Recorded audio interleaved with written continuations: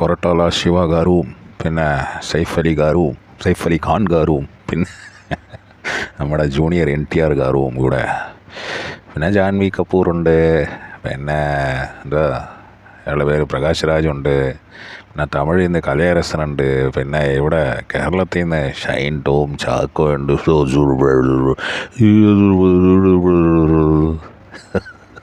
ഇയാൾ കടൽ തീരത്ത് കണ്ടെയ്നറിൻ്റെ മേളിലൊക്കെ കയറിയിരുന്ന് ബീഡി വലിക്കുന്ന സീനൊക്കെ ഉണ്ട്. എൻ്റെ ദൈവമേ, എന്താണ് കാണിച്ചു വച്ചിരിക്കുന്നതെന്നാണ്. ഇമാതിരി ഒരു പടം 200-300 കോടി രൂപ കൊണ്ടുപോയി ആ ചെങ്കടലിലങ്ങ് കളഞ്ഞാൽ മതിയായിരുന്നു. അതുപോലെയാണ്. ചെങ്കടലുണ്ട്, പിന്നെ വേൾഡ് കപ്പ് നടക്കുന്നുണ്ട്, 1996 വേൾഡ് കപ്പാണെന്നൊക്കെയാണ് പറയുന്നത്. ഇയാൾ എന്തുവാടേ ഇത്, എന്തൊരു പടമാണ്, ഭ്രാന്ത് പിടിച്ചോ ജൂനിയർ NTR ഗാരൂക്ക്. ഇയാൾ കുഴപ്പമൊന്നും ഇല്ലായിരുന്നല്ലോ, ഇതുവരെ ചെയ്ത പടങ്ങളൊക്കെ അടിപൊളിയായിരുന്നല്ലോ. ഈ പടത്തിൽ എന്ത് സംഭവിച്ചാവോ എന്തോ, എന്തൊക്കെയോ സംഭവിച്ചിട്ടുണ്ട് കാര്യമായിട്ട്. അല്ലെങ്കിൽ ഡയറക്ടറിൻ്റെ കയ്യേറ് കളിയാന്ന് തോന്നുന്നു. ഡയറക്ടർ പക്ഷേ ജാഥാ ഗാരേജൊക്കെ എടുത്ത ആളാണല്ലോ. എന്നിട്ട് എന്താണ് ഈ പടത്തിൽ ഇങ്ങനെ സംഭവിച്ചതെന്നാണ്. ഓരോരോ സീനും ഷാർക്കിൻ്റെ കൂടെയുള്ള മൽപ്പിടുത്തവും. എൻ്റെ അമ്മേ, സൈഫ് അലി ഖാൻ എന്ന് പറയുന്നത് വെറുതെ ഇയാളൊക്കെ കാശിന് വേണ്ടി ഇമാതിരി അപരാധം കാണിക്കുമെന്ന് നമ്മൾ ഇത് പൊട്ടപ്പടാന്നുള്ളത് കഥ കേൾക്കുമ്പോഴേ മനസ്സിലാവില്ലേ. അത്രയ്ക്ക് പൊട്ടന്മാരാണോ? പിന്നെ എങ്ങനെ ഇവന്മാർക്ക് ഈ നല്ല സിനിമയൊക്കെ കിട്ടുന്നത്? ചുരുക്കം പറഞ്ഞാൽ ഡയറക്ടറും കഥയും ശരിയല്ലെങ്കിൽ ഏത് കൊമ്പൻ അഭിനയിച്ചാലും ഒരു കാര്യമില്ലെന്നുള്ളതാണ് ഈ സിനിമയിൽ നിന്ന് മനസ്സിലാവുന്നത്. ഇമാതിരി ഒരു പടം ഇത് 10-15 കൊല്ലം മുമ്പ് എടുത്തിരുന്നെങ്കിൽ ചിലപ്പോൾ വിജയിച്ചേനെ പടം. പക്ഷേ ഇത് തെലുങ്കിൽ ഇത് ഭയങ്കര സൂപ്പർ ഹിറ്റായിരിക്കും. എന്താണെന്ന് വെച്ചാൽ തെലുങ്ക് ഓഡിയൻസിനെ എല്ലാം കുറച്ച് ഡോസ് കൂടുതൽ വേണം. മറ്റേ ജയറാമൻ പറയില്ലേ, യാത്രക്കാരുടെ ശ്രദ്ധയ്ക്ക്. തമിഴിലെങ്ങനെ, ഇപ്പോൾ മലയാളത്തിലെങ്ങനെ അമ്മേ, തമിഴിലെങ്ങനെയാണ് അമ്മ എന്ന് പറയുന്ന പോലെയാണ് ഈ തെലുങ്ക് ഓഡിയൻസിന് അമ്മ എന്ന് പറഞ്ഞാൽ പോലും പോരാ, അമ്മ എന്നും പറഞ്ഞ് മറ്റേ കാന്താരയിലൊക്കെ വിളിച്ചു പോകുന്ന കണ്ടിട്ടില്ലേ. അമ്മഹാതിരി ഒരു ഇത് കാണിച്ചു കഴിഞ്ഞാൽ തെലുങ്ക് ഓഡിയൻസിന് ഇഷ്ടപ്പെടും. ഞാൻ തെലുങ്ക് ഓഡിയൻസിനെ കുറ്റം പറയല്ല, പൊതുവേ അവർക്ക് അത് അങ്ങനത്തെ മസാല ഇട്ട പടമൊക്കെ ഇഷ്ടമാണ്.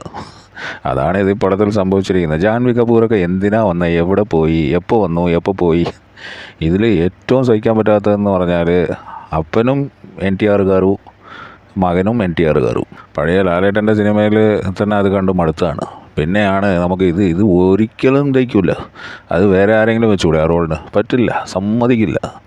ഞാനല്ലേ കാശ് കൊടുക്കുന്നത്, അപ്പോൾ ഞാൻ തന്നെ നന്നാ മതി എന്നുള്ള ഇതാണ്. ആണെങ്കിലും ഓൺലൈൻ ഇതിലൊക്കെ പറയുന്നതെന്ന് പറഞ്ഞാൽ 150 കോടി അടിച്ചു 2 ദിവസം. ഇപ്പോൾ ആദ്യത്തെ ദിവസം രണ്ടാമത്തെ ദിവസം കൊണ്ട് 140-150 കോടി അടിച്ചു എന്നൊക്കെയാണ് പറയുന്നത്. സത്യമാണോ എന്തോ? സാവു സീരിയലൊക്കെ ഉണ്ടെന്നുള്ളതാണ്. ഈ സിനിമയുടെ മറ്റേ പ്രൊഡക്ഷൻ ഡിസൈനറോ ഒക്കെയാണ് പുള്ളി.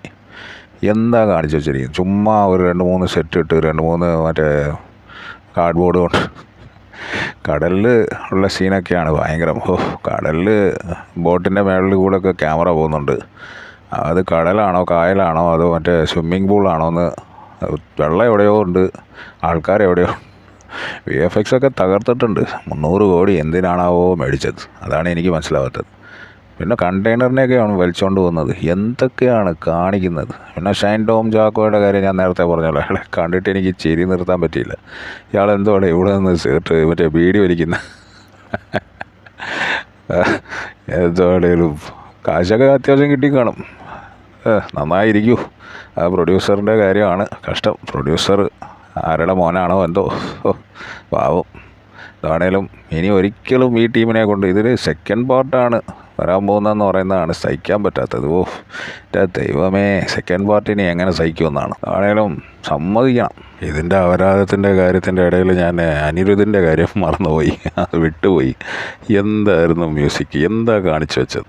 എങ്ങനെ ഒരാളെ എങ്ങനെ പറ്റിക്കാൻ തോന്നും? അതോ ഇവന്മാർ പൊട്ടന്മാരാണോ? മറ്റേ ബാല പറഞ്ഞ പോലെ ലോക പൊട്ടണ എന്ന് പറഞ്ഞ പോലെ. അയാളുടെ കാര്യം അവിടെ വെച്ച് കഴിഞ്ഞാൽ ആറിക്കൊണ്ടിരിക്കുന്നുണ്ട്, ബാലയുടെ കാര്യം. അത് എന്താണെങ്കിലും അടുത്ത വീഡിയോയിൽ ഞാൻ അതിനെക്കുറിച്ച് പറയാം. ബാല എന്തായി തീരുമോ എന്തോ. അല്ല, ഇതിൻ്റെ ഇടയിൽ ബാല എവിടെ നിന്ന് കയറി വന്നു? പൊട്ടൻ്റെ കാര്യം പറഞ്ഞുകൊണ്ട് ബാല കയറി വന്നതാ. അത് കൊള്ളാം. അതാണേലും NTR ഗാരു, ഇത് വേണ്ടായിരുന്നു ഗാരു, ഇത് ഭയങ്കരമായി പോയി ഗാരു.